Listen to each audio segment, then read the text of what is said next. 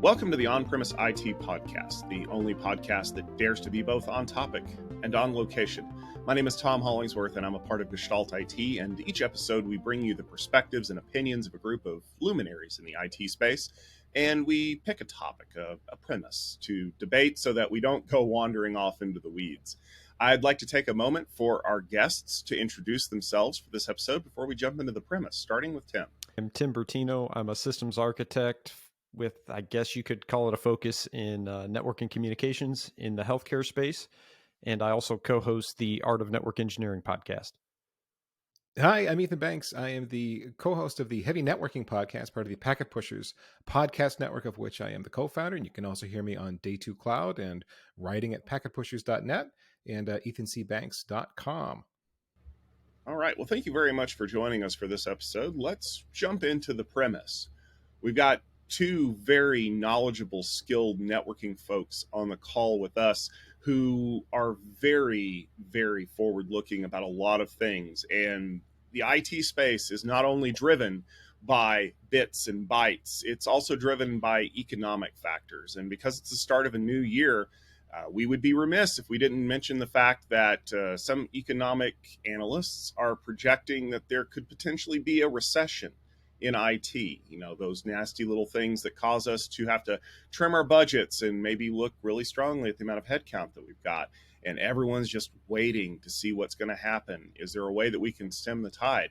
Ironically enough, though, there are some people who really don't care, and that would be some of the folks in the enterprise IT space. They're just kind of shrugging their shoulders and saying, hey, you know what, recession or not, we're still going to be here doing our thing, which leads us to the premise of the episode. Enterprise IT just doesn't care about a recession. Now, I'm sure we're going to get a lot of armchair economists in the comments telling us about that's not the way that things work. So before we go, a little bit further into this, what are some of the indicators that we're hearing from the greater, economic space that are telling us that we're going through a recession? We're already in one, we're about to go into one, or depending on which feed you subscribe to, that's still way far off. That's never going to happen. I mean, some of the indicators are just looking at numbers of growth restrictions in certain markets are slowing down, like the housing market. That's slowing down dramatically. Interest rates have gone up. It costs more to borrow money. So any market like that relies on capital to do what you do to grow. If it's more expensive to borrow money, then you're going to slow things down a little bit. So that's certainly one indicator there. And I think whether or not we're in a recession, Tom, goes to what industry are you looking at? If you're looking at the energy industry, not so much. Again, going back to housing, you're looking at housing, and housing starts way down. And that's true throughout. It all depends on the industry that you're looking at. Coming out of Silicon Valley, we got a lot of tech folks that are getting laid off by some big brand name companies, but we aren't seeing layoffs globally. In fact, hiring in the US, I heard this morning, we're still at like 3.5% unemployment in this market, in the American market. That's historically low or near the very bottom ever. And it's hard to retain people. So are we in a recession? I mean, who can say, right? Yeah, I agree with that. I think it's the all popular answer, especially heard in IT, of it depends. And I do think that it is very industry dependent. In my personal experience, yes, like you mentioned, Tom, budgets are getting constrained in a lot of areas, but things just typically aren't spinning down too much. We seem to be keeping a level flow of activity and trying to go as business as usual as things try to rebound. Yeah, and I think you're right. And Ethan, you're absolutely right. There's a lot of crazy little indicators that you can do. It's like, well, what does inflation look like without the cost of housing or fuel or whatever? But we're going to focus on IT because, well, that's what we do. And one of the things that I think was kind of the canary in the coal mine, if you want to call it that, was late Q1, early Q2 last year of 2022. We started to see some reports that venture capital firms were starting to tell the startups that they were funding, hey, can we do something about your runway, your cash burn rate? Can you, I don't know, what's the word that we use in business? Oh yeah, make money.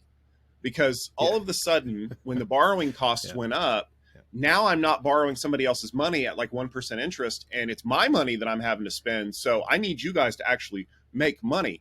Do you think that perhaps this kind of warning, if you want to call it that, was the first sign, at least in enterprise tech or tech in general, that startups needed to be very careful about how they tread going forward because the money well was starting to run dry?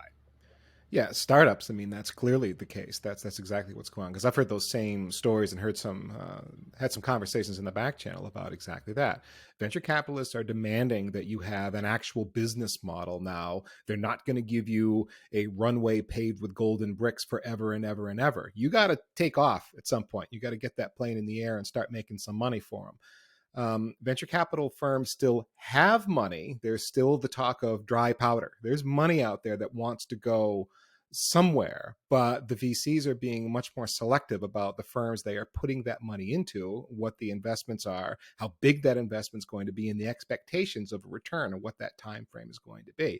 That does seem to be true everywhere, and not just in tech, but I mean other industries as well. The VC market has changed quite a lot. So I mean, I don't know how that affects enterprise IT spending as such, but it does make it interesting to note that all the churn that we've seen in the startup field over the last, well, Tom, decade, right? How many startups have come and gone, been acquired? It's just been nonstop. Someone's got a new idea, they get funding, and off they go.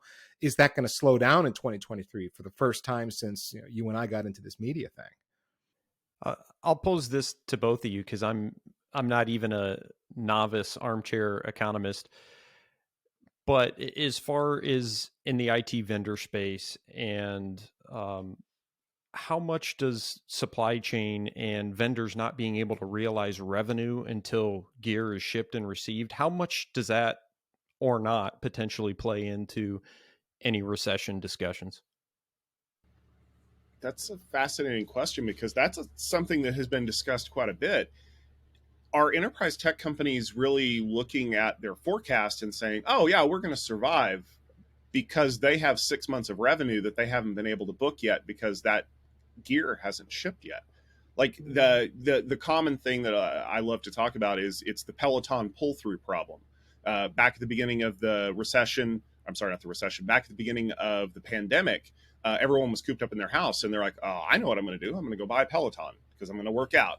And Peloton looked at their sales numbers for the first few months after the pandemic started, like, "Oh wow, everybody loves us," and they had this really hard decision to make: is this people who were already going to buy a Peloton that just decided to pull the trigger on doing it, or is this a growth in what we're trying to do? And so Peloton had basically one of two decisions to make. Do we continue to make the same inventory that we have, knowing that things are eventually going to fall off, or do we ramp up production, hoping that this is just an expansion of our market?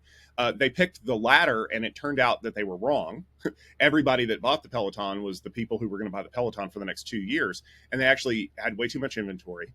And they went in a matter of, what was it, like 6 or 7 months, from being the darling of everybody's stock portfolio to, can somebody please buy us before we go bankrupt? And they've obviously had to adjust there. But that actually kind of speaks a little bit more into maybe a little bit of enterprise IT. I mean, does a company like Cisco or Juniper or EMC think that they're going to be making money this year against a recession because, oh yeah, well, we sold these 8 VMAXs that we haven't shipped yet, but should we make 8 more VMAXs for the customers that we might get, not thinking about whether or not the customers that would be buying their stuff are also going to be going through that recession?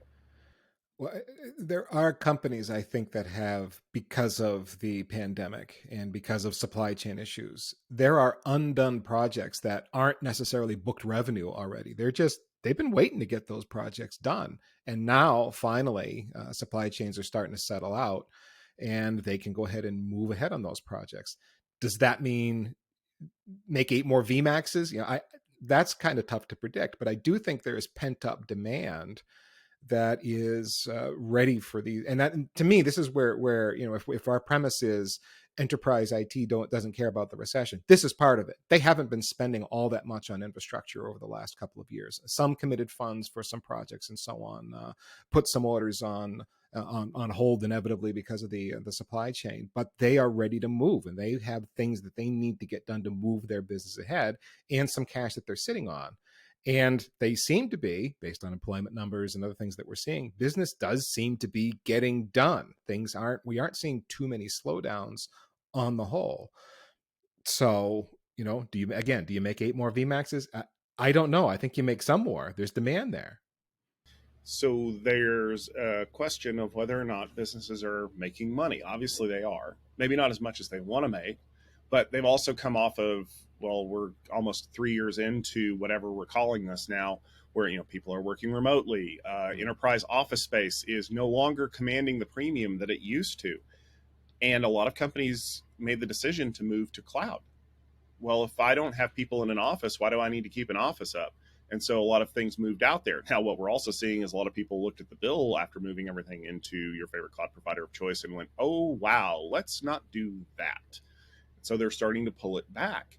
Could part of these projections about whether or not enterprise IT spend is going to stay the same or possibly go up coming from the fact that the enterprise IT vendors are sitting there just, rubbing their palms together, knowing that they're about to get some of that sweet OpEx budget that was allocated to Amazon, Microsoft, Google, Oracle, whomever for the last few months, running instances that quite honestly would be a lot cheaper to run in your own data center. Yeah, again, I think it goes back to industry. You are going to always have some of those industries like retail that are always going to have, at least for the foreseeable future, that brick and mortar footprint. And they're still going to need that gear and need upgrades. But yeah, I mean, we've obviously seen and heard the stories about many organizations shutting down real estate, people just going remote completely. And I could definitely see, some less spending there, less on the physical infrastructure side and more on cloud and subscription based services now in the future. Well, so Tim, you're talking about an infrastructure spend. That's really where your mind is at on where that spending is going to go, or are you also thinking there'll be some infrastructure liquidated because they're going to pick up SaaS? Oh, yeah, I guess I was just thinking from the standpoint of new purchases, but yeah, there would be, I would think potentially, I mean, if companies are shutting down physical buildings, I mean, that gear either has to get dispersed or just goes away altogether. Yeah, the physical infrastructure side of things is interesting because the vacancy rates are at very high in a lot of metro areas. I think San Francisco area might be setting some records, Tom. I know you're in touch with a lot of folks out there and where they're working from these days. So the cost of real estate is being driven down, right? So we don't need as much infrastructure presence just for access and so on. But I don't know about infrastructure spend for things like data center hosting. That is, we are seeing people come back out of the cloud because of how spendy it is to do things in the cloud, and it's becoming easier and easier to run your own cloud-like architecture on premises. So if you can do that, and your workload was never really going to work that well in public cloud to begin with, we tried it, didn't work out. Let's bring it back. But where are they bringing it back to? I think in a lot of cases, they're not bringing it back to their own nasty little computer room they had, like so many of us have worked in, something that's like, okay, let's put a raised floor and an air conditioning and some extra power. It's a computer room. No, it's a crappy little closet. But so they're moving it into where? Probably into their local SuperNap or Internet Exchange somewhere, and they're renting rack space there. How does that drive infrastructure spend? They're buying hardware and they're buying effectively renting real estate in someone else's data centers. I think we might see a shift more to that model with some of this now that we've got this. I don't want to put it back in that building that I'm not going to have all my people in anymore. There's no point in that. I guess I got to put it in a colo. So that could move some of the numbers around for all of this.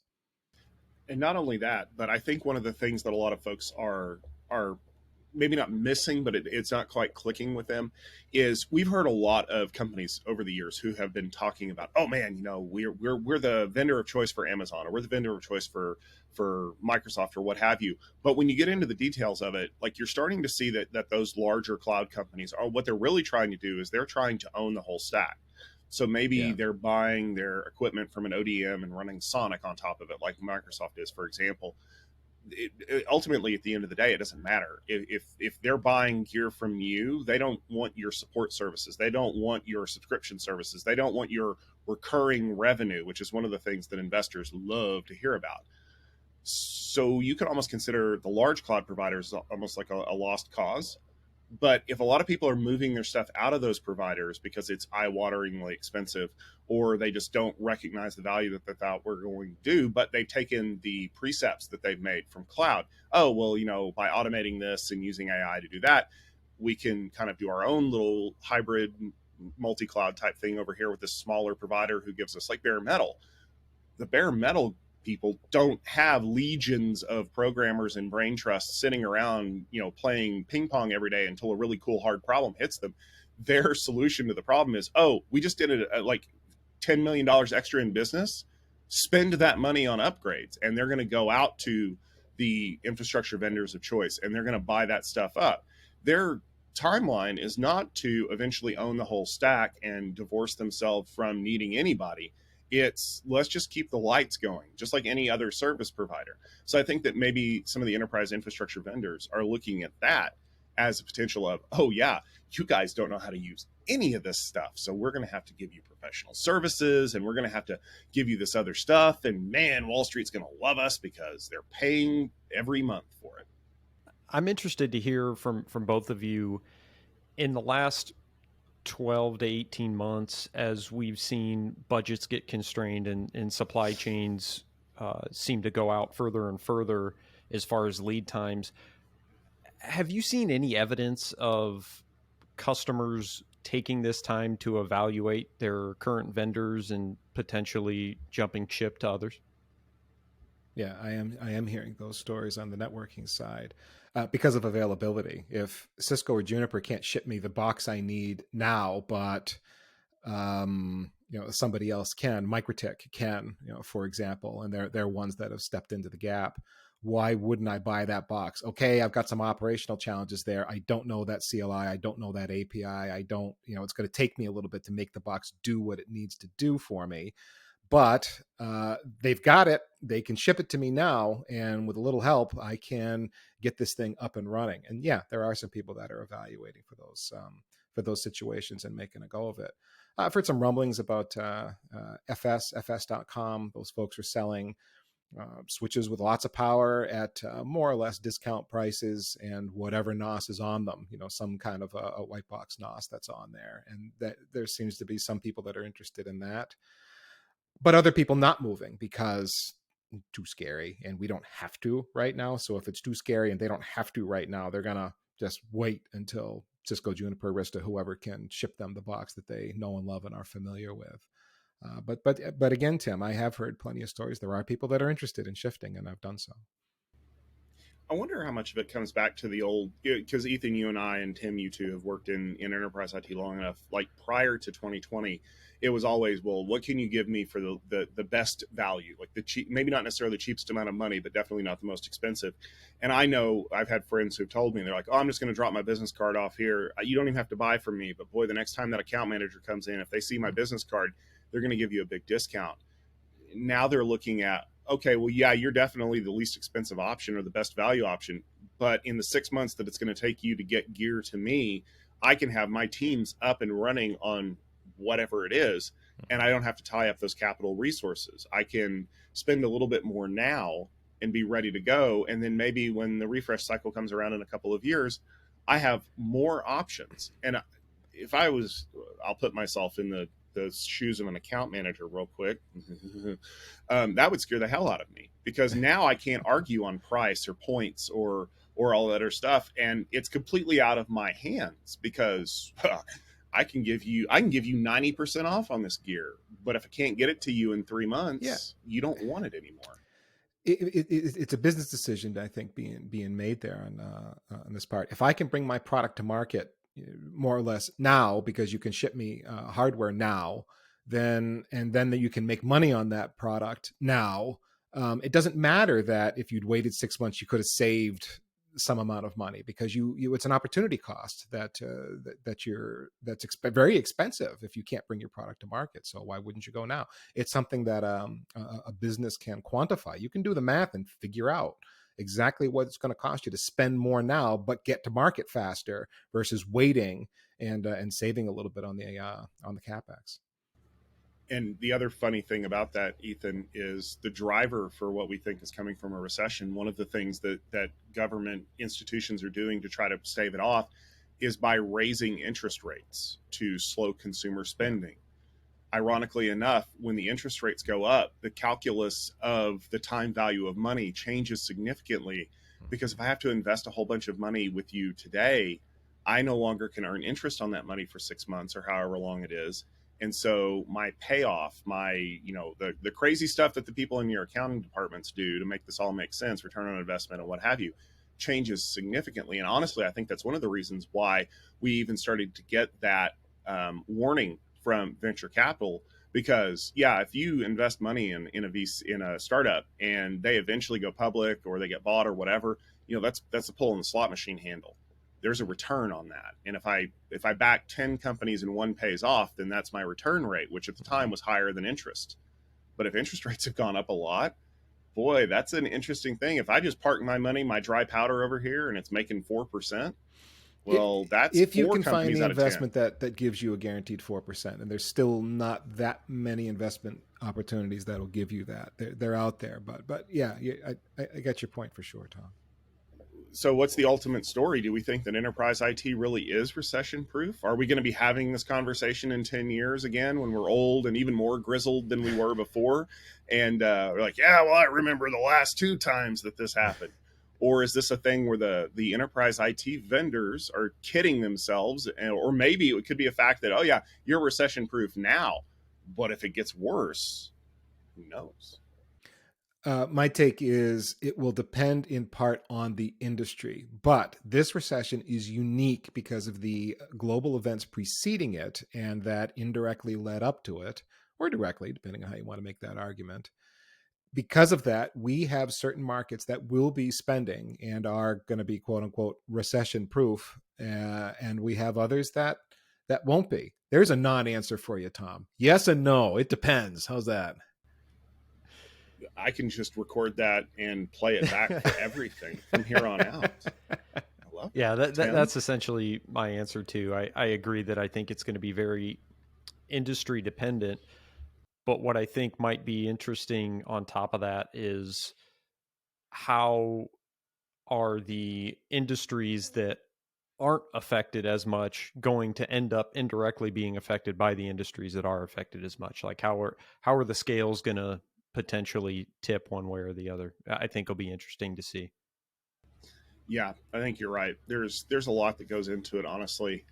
I unfortunately have to quote one of my favorite movies of all time, Gremlins 2. I mean, the only bellwether industries really are canned food and shotguns when you think about it. But more importantly, I think as you look at the capital resources that you have available to you, whether or not you have budget authority or not, you have to decide how best to invest that. Do you invest it in new hardware to keep your office running better? Do you invest it in financial instruments to make more money? There's lots of ways that you can do it. I think that enterprise IT is probably a safer bet than investing in hot new startups like VR or anything like that, because ultimately, at the end of the day, if and when you can ship me an access point or a switch or a firewall or whatever it is, I actually use it and I have a use case for it today. And maybe some of those hot new technologies that they're starting to integrate in there, thanks to startup acquisitions, maybe they take a little bit more time to pan out. But I think at the end of the day, enterprise IT, while maybe not as safe as canned goods, is probably a safe bet. So if you're looking to make a spend here pretty soon, can't hurt to ask around. Just make sure you know when the gear is going to get here, because you don't want to sign that contract and find out, oh yeah, we'll be ready to ship that to you in 2024. I want to thank our guests for joining us for this episode of the On-Premise IT Podcast. You can always check out the latest episode of this podcast on our website at gestaltit.com. Also, if you enjoyed the networking conversation that we had here, you're definitely going to want to tune in for Networking Field Day 30, which will be taking place January 18th, 19th, and 20th. You can find more details about that at techfieldday.com. We thank you very much for tuning in. We thank you very much for the opportunity to debate this premise with you. And of course, we know that you have your own opinions as well and your own perspectives. So please make sure to leave those down in the comments so that we know what you have to say about this. We'll be back in a couple of weeks with another great episode. But until then, thanks for tuning in and take care.